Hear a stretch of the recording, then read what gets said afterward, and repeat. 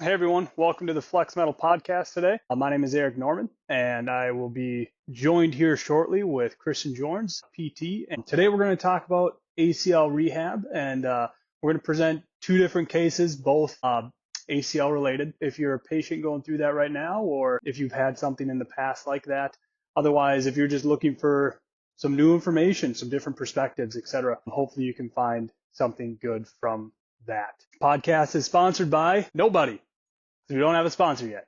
That's all right, though. Well, thanks everyone for listening in. Hope you enjoy the podcast and talk to you later.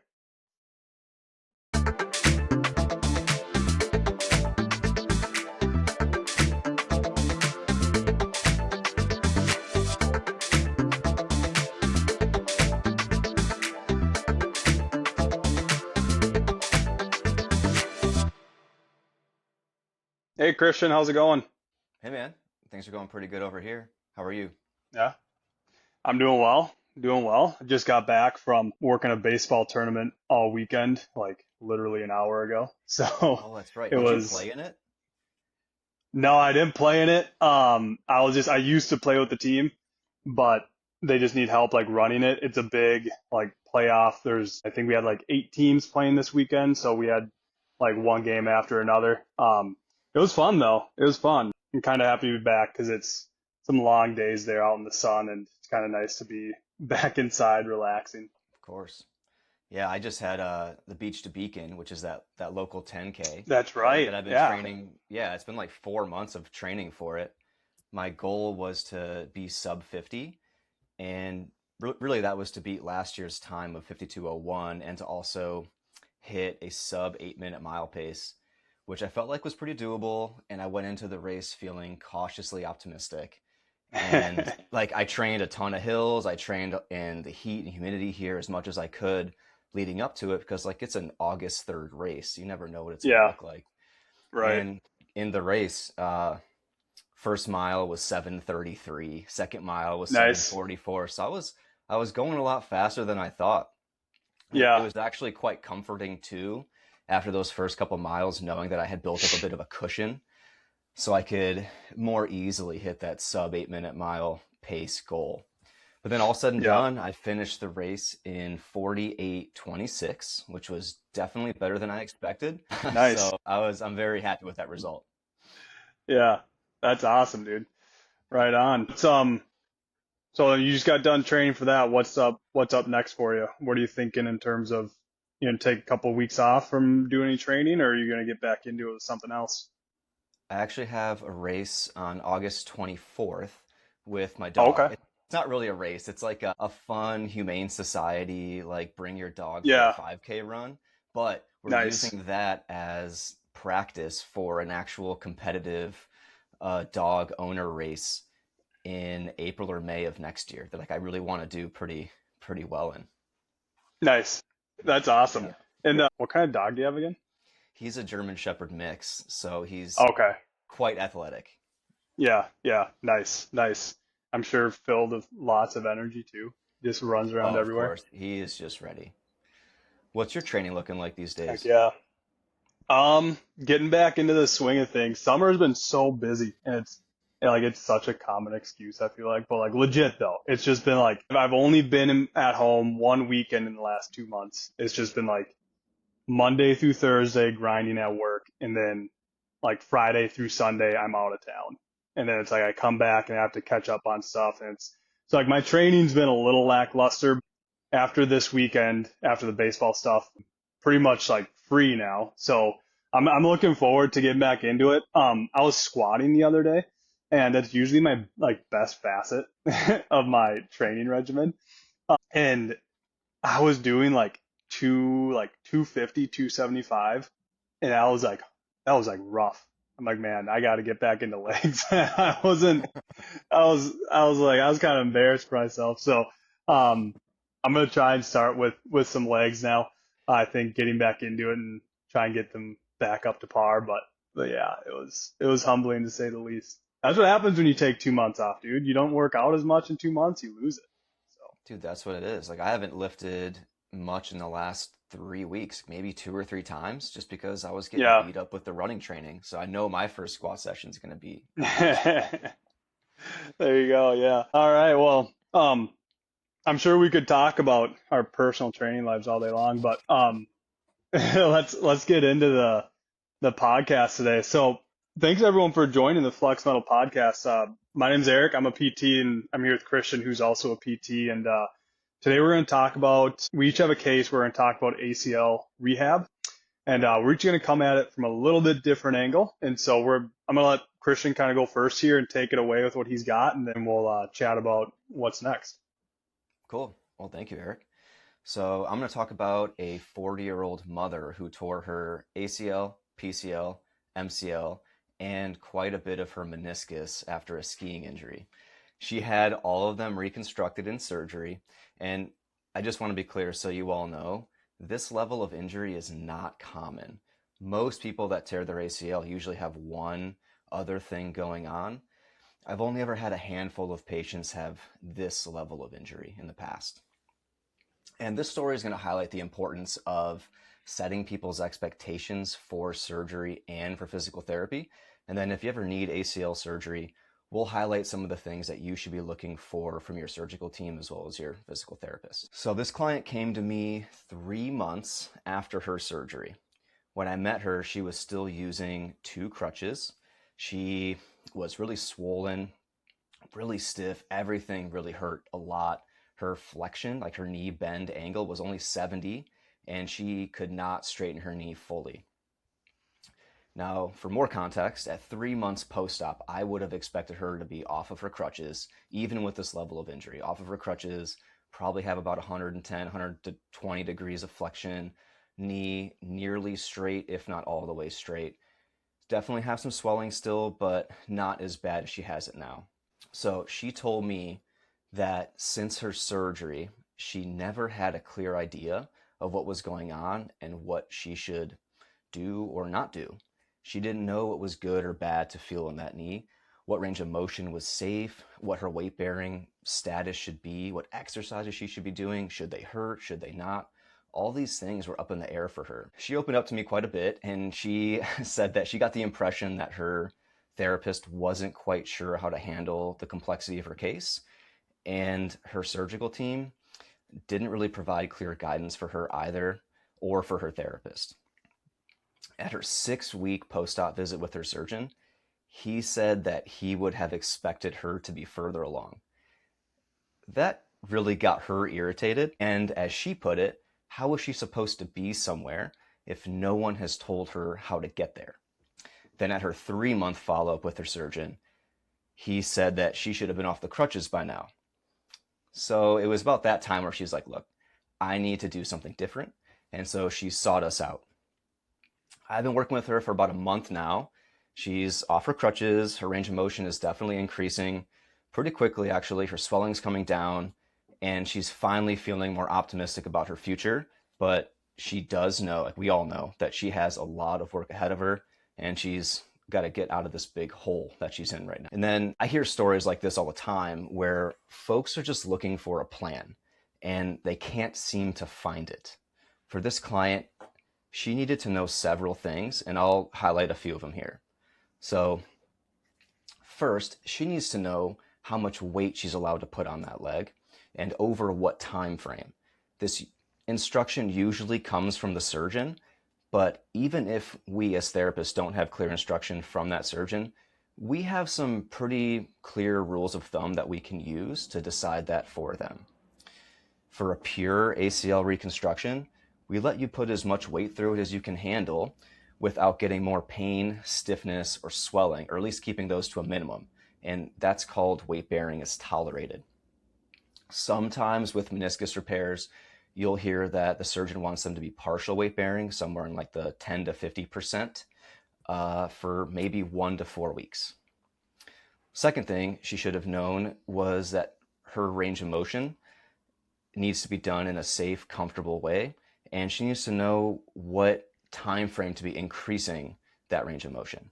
Usually, you're allowed to get range of motion as tolerated right after surgery, but going back to that meniscus thing, sometimes surgeons will say that you should limit your knee flexion, for example, to just 90 degrees for the first handful of weeks to give that meniscus more time to heal up.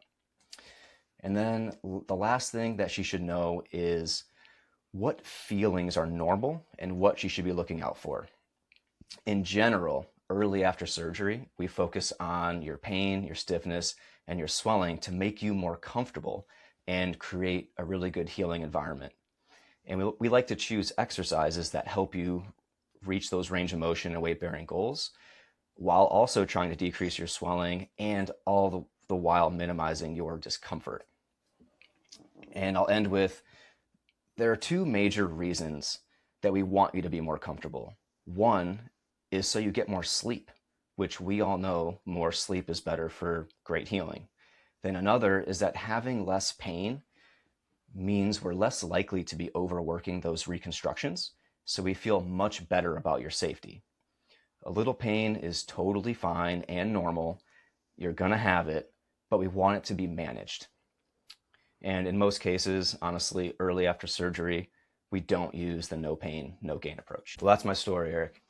Yeah, I like it. I like that last part. Time and place for the no gain or no pain, no gain approach, like you said. No, that's wild though. That type of the journey that she had to go through in those first 3 months. Like, I'm just kind of curious, what was her like your first interaction with her? What was like the vibe you were getting from her in terms of like, was she upset? Was she nervous? Like, what was she going through like that first visit with you? She was everything you said. She was nervous. She was upset. She was scared. She cried. Like, seriously, she Oh cried wow, on that first yeah, day. I think it was mainly out of frustration with just hmm not feeling like she's where she could be had she had a better plan. And so we spent that first session just like talking about what the yeah, process has looked like for her, what she hasn't liked, what are her hopes, how we can help her, like what the immediate future is going to look like so she can start to latch on to some hope. yeah, absolutely, yeah. And I don't blame her for any of those emotions. That'd be wild to not have that much guidance, especially after a big surgery like that. And then the other thing I was just curious about, what was the first, if you can remember back, what was like the first one or two things you had her start doing in terms of like specific exercises when you saw her? First one we gave her was a long arc quad. So just getting Nice. her Okay. to straighten that knee, just body weight, just get her to straighten it and let it bend and teach her that, hey, like it's okay to bend and straighten this knee again. And then the Yeah. second one that we gave her really early on was going to be just like seriously quad sets. Just having Yeah. her straighten that knee, push the back of her knee into the couch or the bed that she's on to get that knee to hmm straighten more so. Those two things got Right. her like seriously a ton of benefit in the first handful of days.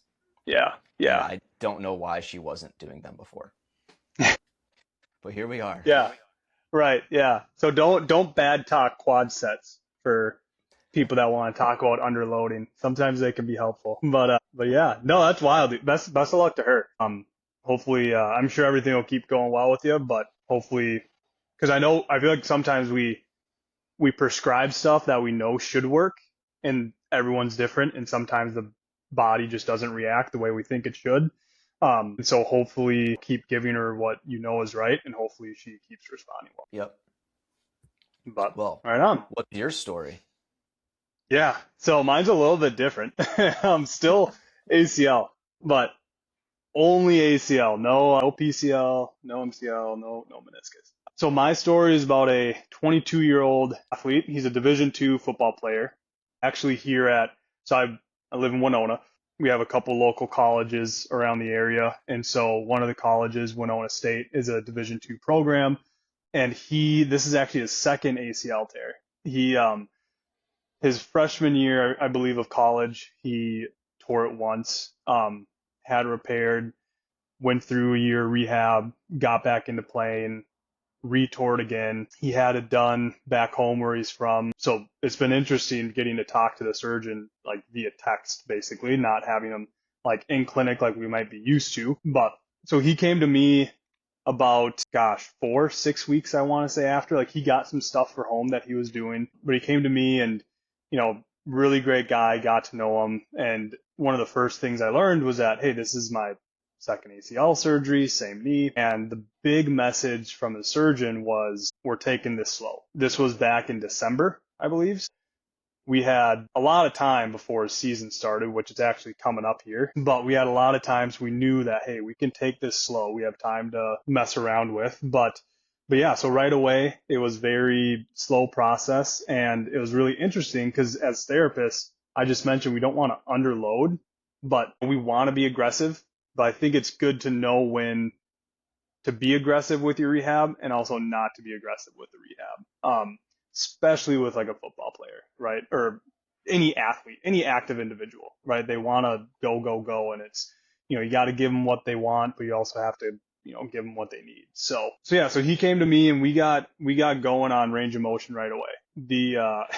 The surgeon said that was the thickest ACL graft he's ever put in someone. So we knew that this thing was going to have possibly some hard time moving, at week 10, 12, if we're not up on our stuff right away around week, 4 or 5, whatever exactly the time frame was. And so we got going with that, kind of eased into it. And what I started giving him to make him feel like, let's start, or we're doing something, was I gave him a lot of like core strengthening exercises. I had him working on things like optokinetic training, exercises such as that, balance, etc., so that he felt like I'm doing tough things, but we were still doing the long arc quads, the quad sets, prone hangs, that type of stuff to get the knee ready to go. Which, side note, I think doing a lot of that stuff early on in rehab really helped him out to where he is now, because now what we're doing is a lot of higher intensity things, right? We're doing our agility work, our sprint work. We're, working on cleans and squats and Peterson squats and like all these great things that, he's 8.5 months out now, that I'm not sure if he would have been ready for that if we didn't be aggressive with other parts of his rehab early on. With that being said, don't get me wrong, this has not been a flawless transition from phase to phase to phase. He was prone to knee swelling in his first ACL rehab. So he was getting, probably like every other week he'd come in and his knee would just be swollen up.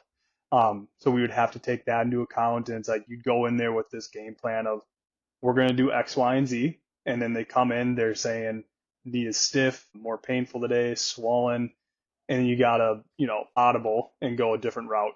And so those days, doing more things like manual therapy or not being afraid to use certain modalities if it's, pain modifying or whatever it is, or quite frankly, just educating. So those were our days that we weren't super aggressive with our rehab, were days that we spent with like education, modalities, hands-on stuff, and a lot of education on like, this is normal. You're doing all right.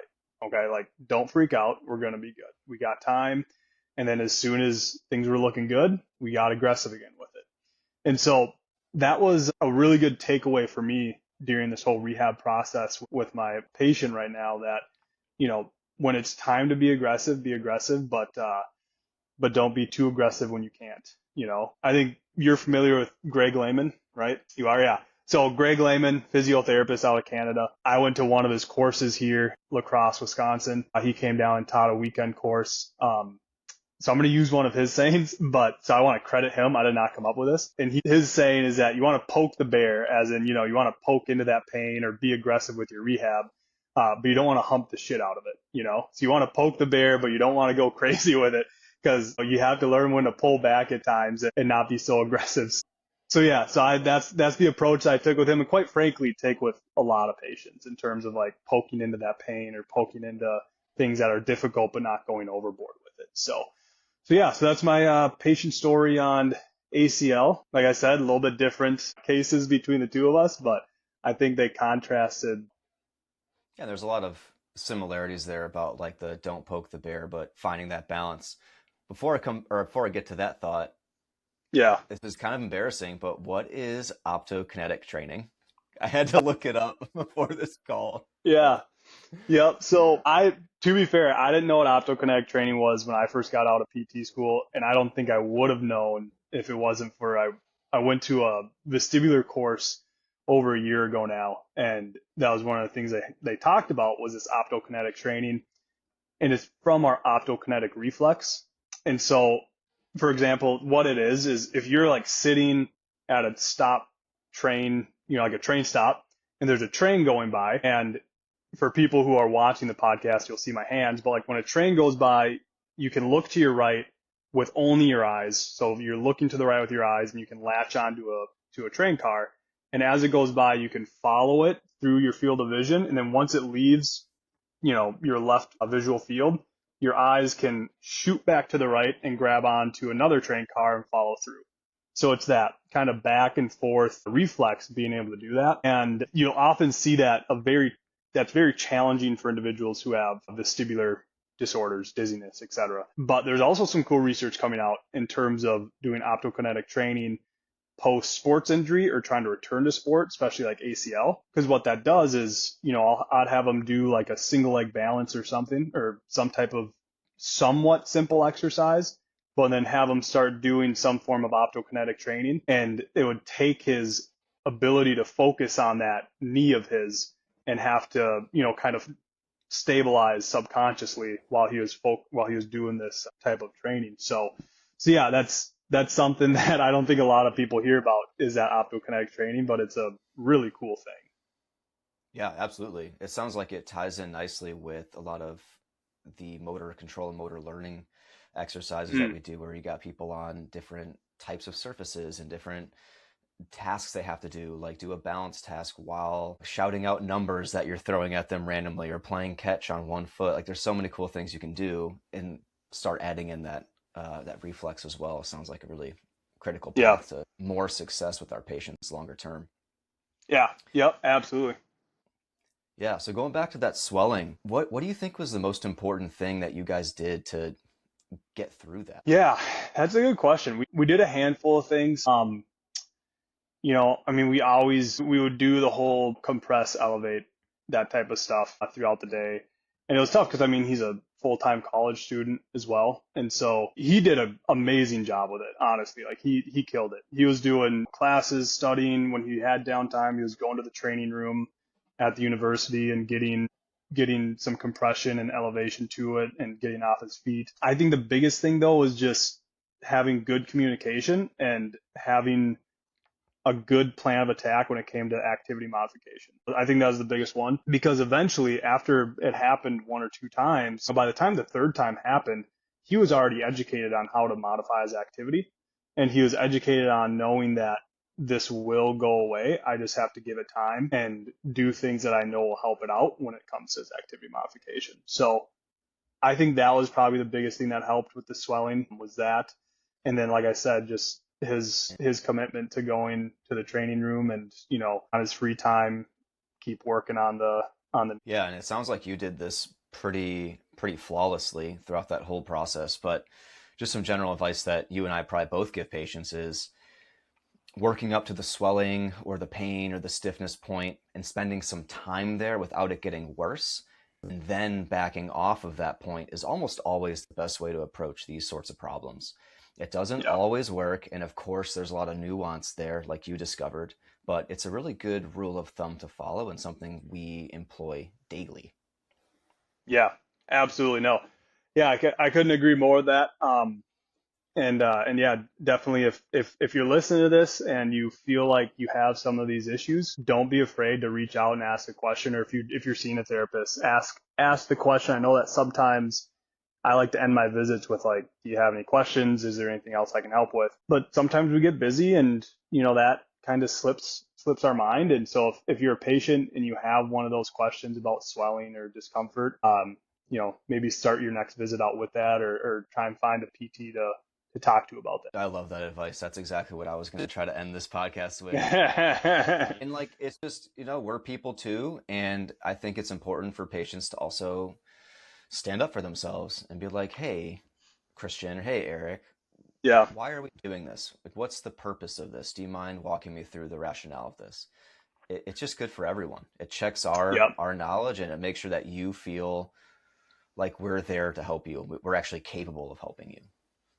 Yeah, 100%. Yeah, no, I agree totally. Yeah, I think my big takeaway from this is, like I mentioned on mine, be aggressive when you can, but also it's a part of the rehab journey to not be so aggressive sometimes.